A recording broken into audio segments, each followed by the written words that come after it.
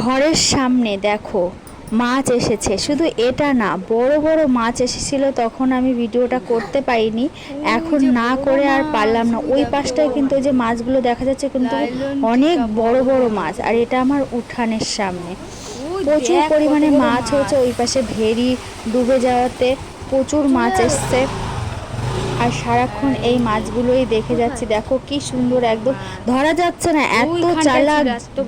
যখনই ঝুড়ি নিয়ে কেউ সামনে যাচ্ছে অমনি পালাচ্ছে, এমনি সময় এসে দাঁড়িয়ে থাকছে, এত ভালো লাগছে দেখতে। তাই তোমাদের সাথে একটু শেয়ার না করে পারলামই না। আর এত কিউট লাগছে দেখতে, আর ধরতে না পারাতে আরো বেশি খারাপ লাগছে। অনেক বড় বড় মাছ, এই পাশ থেকে সবাই ধরছে, ও পাশ থেকে সবাই ধরছে, কিন্তু আমার ঘরের সামনে, আমি ঘর থেকে দেখছি। এই দেখো এই মাছগুলো কিন্তু অনেকটাই বড় বড় ছিল, গাড়ির জন্য পালিয়ে গেল। এখানে মাছ ধরা চলছে, আমি মাছগুলো তুলছি, আমাদের কি ভাল লাগছে দেখতে, এরকম চুপ করে থাকে। আরে ধরো বাবা, তারা দিলে ওরা উল্টে পেছনে যাচ্ছে। আমার ঘরের দিকে আয়, তখন তো বড় ছিল বল,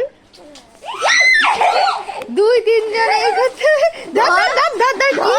কি শিখলি? হ্যাঁ ধর, আমার ধরা যাবো না, তুই পড়তে বস, আমার পা ধুয়ে নেবো। কাল স্নান করার সময় আমি যাবা, আমি বলেছি তো স্নান করবা তখন যাবা, না এখন গেলে স্নান করতে হবে। ওরা সবাই স্নান করবে, স্নান করে ওই তো স্নান